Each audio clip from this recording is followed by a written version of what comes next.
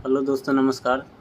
तो चलिए आज के इस वीडियो में हम लोग जानेंगे रीजनिंग का कुछ सवाल है जो कि प्रत्येक एग्ज़ाम में और अभी जो चल रहा है एनटीपीसी का एग्ज़ाम, तो हर शिफ्ट में इस टाइप के सवाल बहुत सारे पूछे जा रहे हैं। तो चलिए वीडियो को स्टार्ट करते हैं बिना समय गवाए।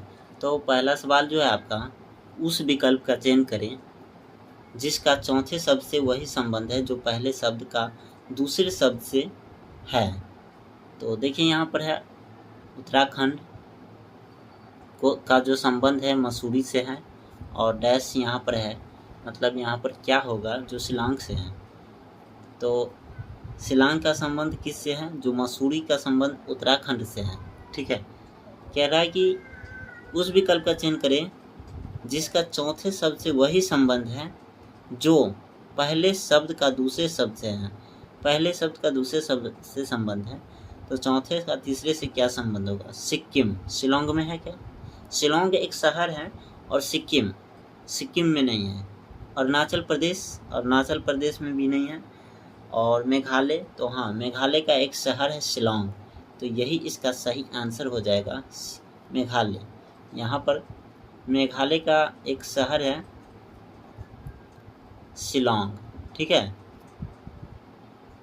मेघालय का एक शहर है शिलोंग, जिस प्रकार से उत्तराखंड का शहर मसूरी है। ठीक है, उसी प्रकार से ये मेघालय का शिलोंग एक शहर है। नेक्स्ट सवाल है आपका दूसरा, उस विकल्प का चयन करें जिसका तीसरे शब्द के साथ वही संबंध है जो दूसरे शब्द पद का पहले पद से है। ठीक है, तो देखिए यहाँ पर ई भी एफ यू है और जी टी एस एच है। यानी देखिए ई का +2 करिए तो जी, और भी का -2 करिए तो टी। यानी ई से क्या होता है? देखिए ई एफ जी आया, +2 करे ई एफ जी, और फिर टी से माइनस की ओर जाते हैं, टी से यहाँ इधर प्लस यहाँ पर गिनते हैं टी यू भी, यानी भी से -2 है और ई से +2 है, एफ से +2 है, एच एफ पर से हो जाएगा जी एच।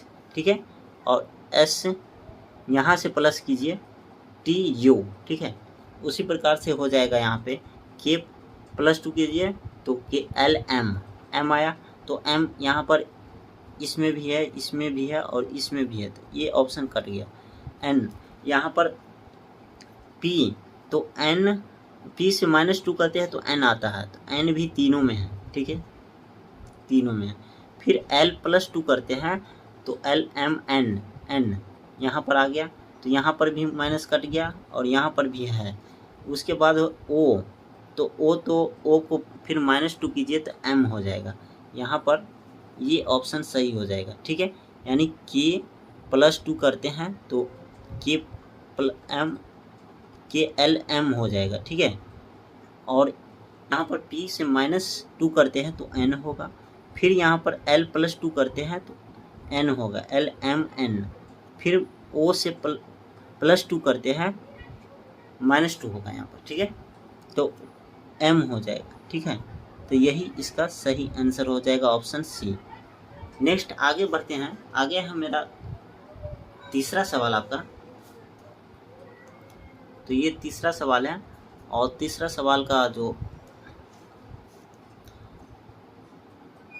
सवाल क्या कह रहा है, देखिए तीसरा सवाल जो है, ये दिए गए 4 खेलों से में से 3 किसी तरह से असंगत है, 3 किसी तरह से संगत हैं और एक असंगत है, असंगत का चयन कीजिए। चलिए फिर से सवाल पर है तीसरा नंबर, दिए गए 4 खेलों में से 3 किसी तरह से संगत हैं और एक असंगत है, असंगत का चयन करना है। ठीक है, तो देखिए मुक्केबाजी है, और उसमें कुश्ती है, जूडो है, हॉकी है। तो देखिए 3 संगत है और एक असंगत है, तो असंगत का चयन कराएं। तो असंगत इसमें क्या है? देखिए मुक्केबाजी, कुश्ती और जूडो, ये तीनों का तीनों जो है एक तरह का जो है इंडोर गेम है, और ये हॉकी जो है आउटडोर गेम है। ठीक है, यानी खुले मैदान में ये गेम खेलते हैं और ये मैदान के मतलब बंद मैदान में खेलते हैं। ठीक है, तो इसका सही आंसर हो जाएगा ऑप्शन डी, हॉकी। हॉकी जो है आउटडोर गेम है। नेक्स्ट सवाल है आपका चौथा नंबर, दिए गए यदि संख्या 5, 3, 124986 के तीसरे, छठे और आठवें अंक का प्रयोग करते हुए एक ऐसी अंकीय संख्या बनाना असंभव है जो 2 अंकीय अभाज्य संख्या का पूर्ण वर्ग हो, तो निम्नलिखित में से वह अभाज्य संख्या कौन सी है। ठीक है, तो देखिए ये संख्या दिया गया है और इसमें बोला है तीसरा, छठे और आठवें। तो 1 2 3 4 5 6 7 8 8 संख्या है। इसमें से तीसरा नंबर पे ये है, छठे पे 9 है। ठीक है, और ये आठवें पर 6 है। तो 196 इसको ऐसी संख्या बनाना है जो पूर्ण वर्ग हो सके। तो देखिए ये तो 14 का पूर्ण वर्ग बन गया, लेकिन एक अभाज्य संख्या का बनाना है। देखिए अभाज्य संख्या का पूर्ण वर्ग बनाना है। ठीक है, तो देखिए इसमें से कोई किसी का बनता है 13 का जो है, और 17 का 19 का। तो देखिए 19 का तो 361 हो जाता है, 17 का जो होता है 289 हो जाता है, इसका 289 हो जाता है, इसका 361 हो जाता है पूर्ण वर्ग।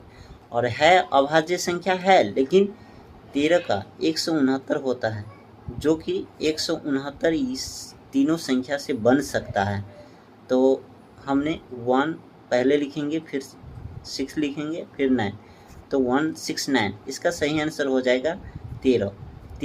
ठीक है, 13 का पूर्ण वर्ग संख्या जो अभाज्य संख्या है, और इसका जो है हम बना सकते हैं पूर्ण वर्ग संख्या। तो तीसरे, छठे और आठवें संख्या को लेकर इस संख्या से। तो चलिए इसका सही आंसर आपका ए हो जाएगा। एंड नेक्स्ट, और ये लास्ट नंबर सवाल है। तो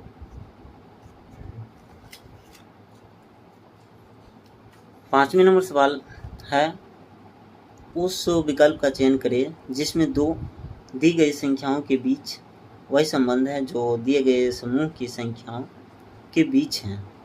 तो देखिए यहाँ पर ये संख्या दिया गया है और क्या इसका जो है संबंध है ये बताना है।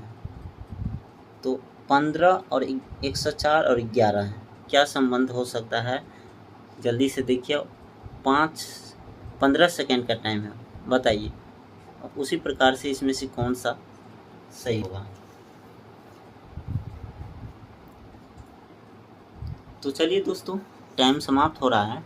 देखिए 15 को क्या करे और 11 को और 104 को क्या लॉजिक लगा है, उसी लॉजिक से ए, बी और सी, डी इसमें से कौन सा ऑप्शन सही होगा। ठीक है, तो देखिए 15 को हम 4 से गुना करते हैं और 11 को 4 से, और दोनों को जोड़ देते हैं तो 104 आ जाता है। 15 चौका 60, 11 चौक 44, तो दोनों को जोड़ देते हैं, 60 और 44 से 104 आ जाता है। ठीक है, तो सेम यही लॉजिक किस में लगा है, चारों ऑप्शन में। तो देखिए 17 चौका 68 और 11 चौक 44, दोनों को जोड़ते हैं तो 112 आ जाता है। ठीक है, तो यही इसका सही आंसर हो जाएगा। आगे देखते हैं आता है कि नहीं। 18 चौक 72, 16 चौका 64, तो 72 और 64। देखिए सबसे पहले 4 और 2 6, लास्ट का इनका अंक 6 है नहीं, तो ये नहीं होगा। यहाँ पर देखिए 13 और 10, इसको 13 चौका 52, 10 चौक 40, 92 आता है, जो नहीं है, ये भी गलत हो जाएगा। तो ऑप्शन इसका ए ही सही होगा। ठीक है, जो लॉजिक से सवाल आया है वही लॉजिक पर ऑप्शन है, तो यही सही आंसर होगा। थैंक यू, धन्यवाद दोस्तों। वीडियो को लाइक शेयर ज़रूर कीजिए।